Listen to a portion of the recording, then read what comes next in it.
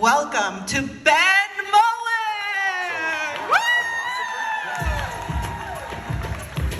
I think very deeply. I think very deeply. I think very deeply.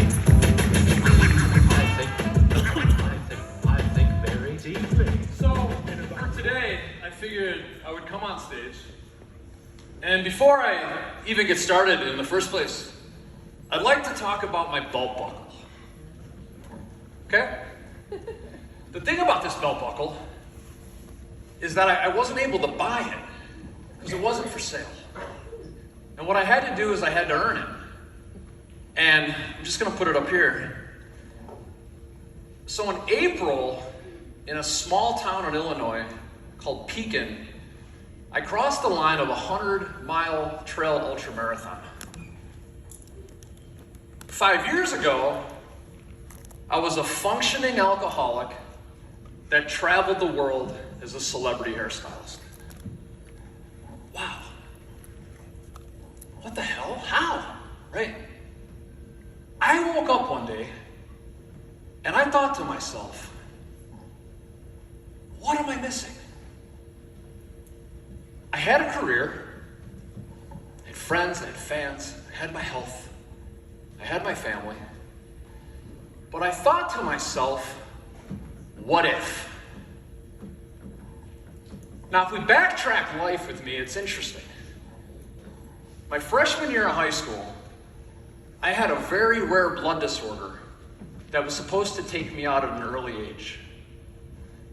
And at 14, when I woke up in the NICU after a failed attempt to suicide, I looked at life completely different from that point forwards. I'm not even supposed to be here. So what do I do with this gift that I have? Now, my claim to fame in the hairdressing world is that in 2007, I ended up on a reality television show about hairdressers. It was called Sheer Genius. At the time of Sheer Genius, I was about to file bankruptcy, was living in a band house, and cutting hair out of my house. All of a sudden, I ended up being aired on television for 7 years in 44 countries. Right? Again, and that ended up creating this whole entire universe in which I never thought even existed. I never went to hair shows. Went to a lot of punk shows, a lot of 90s hip-hop shows for sure. But all of a sudden, me choosing to put myself out there and be a little bit vulnerable ended up giving me this amazing opportunity to literally travel the world. 2018, something didn't feel right. And the thing that I'll talk about with mental health, me specifically, once you cross that safety line and are willing to attempt something as crazy as I did as an adolescent, what you lose is that safety lever. And all of a sudden it started to make sense to me. I said, wait a minute. The thing that I have been ashamed about my whole entire life, what if that was my superpower? So one day, I woke up feeling a little sad. And I said, what if I shut my phone off for a month and stop going to work?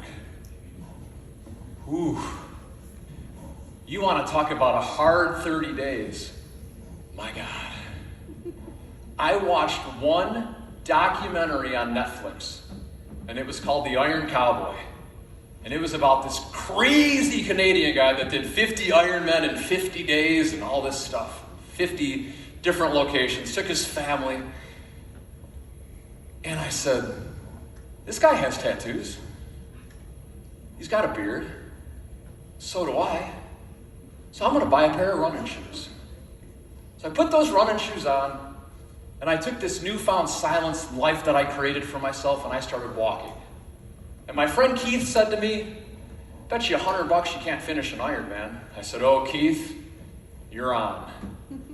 So in September of 2019, I completed a full Ironman. Again, a year before this, I was a functioning, traveling, hot mess. Right? So why am I telling you this? One of the things I've learned about my journey about becoming an ultra runner and a motivational speaker in the process, when you think you're about to tap out, did you know only 40% of you is drained? That's it. As human beings and artists, we have this thing called a reserve tank. And I highly recommend tapping into yours. So just when you think that you have had enough, you haven't even began to explore the superpower that lies beneath.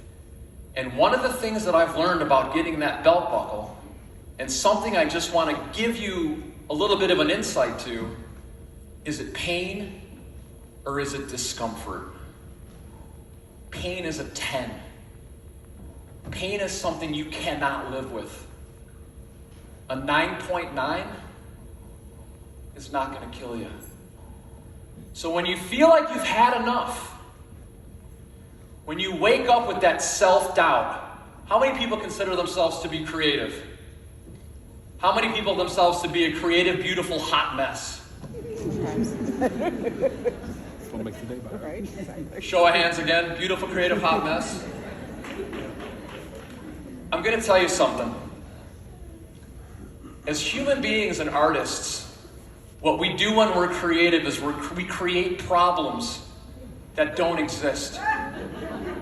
And then after we create that problem that doesn't exist, you know what we do? We try to solve it. And if we wake up that morning and can't solve that imaginary problem that's going on in our head, you know what we do? We get pissed off at ourselves. And then we dig, and we dig, and we dig a nasty hole, and the only one that knows that we're in it is ourselves. Now, one of the things that I started telling myself were different things when I would look in the mirror. So what I would like for you to do right now is I would like for everybody to take their phones out. Everybody. The thing that is glued to your hand, I need you to look at it. I need all of these experts of digital devices to put it on selfie mode. The lighting isn't the best. And I want you to look at yourself in the face. So right now, our phone is going to be our mirror. And what we're going to do is we're going to repeat after me. Now, before we do this, when it comes to public speaking, there's volume. So the volume that I am operating right now is at level 5. So this is going to be a double exercise where we're going to start at a talking volume and then we're going to increase the volume. So we're going to practice before we press record and play, right? So the words that I would say to myself every single morning when I decided to eliminate self-doubt, when my life became black and white and I viewed the world as gray, this is what I would say to myself. I would look at myself dead smack in the mirror and say, I am beautiful, I am fearless, and I am strong. Say it back. I am beautiful, I am fearless, and I am strong. Everybody press record on their phone. Look at yourself dead smack in the eyes. Repeat after me, level 5. I am beautiful. Hold on. I'll go first, and then you go. You creative hot messes, you. I am beautiful. I am fearless. I am strong. Now you go. I am beautiful. I am fearless, I am strong. Level 6. I am beautiful. I am fearless. I am strong. I am beautiful, I am fearless, I am strong. Level 7. I am beautiful. I am fearless, and I am strong. I am beautiful, I am fearless, and I am strong. 8. I am beautiful. I am fearless. I am strong. I am beautiful, I am fearless, and I am strong. Level 9. I am beautiful. I am fearless, and I am strong.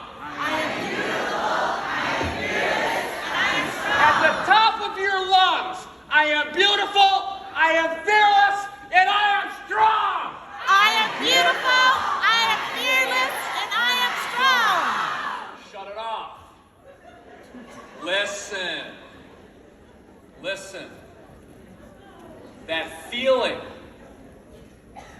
Palms are sweaty, mom's spaghetti, right? Turns into an M&M lyric real quick. Real quick. The lesson to be learned. Couple of takeaways. Number one, it's hard to say nice things about ourselves when we're staring back, isn't it? Isn't it crazy? We have the ability, as hairdressers, to change people's lives. You put me in a room full of really smart people, you know what I feel like? The smartest. For the simple fact that if you've never cut someone's hair too short, fried it, or effed up an updo on a wedding day, we ain't cool. I don't care who you are. Doctor so, whatever. If you've never done any of that, or fried a perm, or had to wrap a 9-section perm in beauty school, I'm sorry, we can't have this conversation. It goes no further. We have this power from us. I think every single one of us, what we go through, and when we start to feel emotions, it's not us. We're actually super happy people. But what we do, and pay attention to this, we filter the whole entire world around us through conversation, contact, and touching. The amount of energy that comes through our hands and through our minds when we're working behind the chair, that's the gray area, I promise you.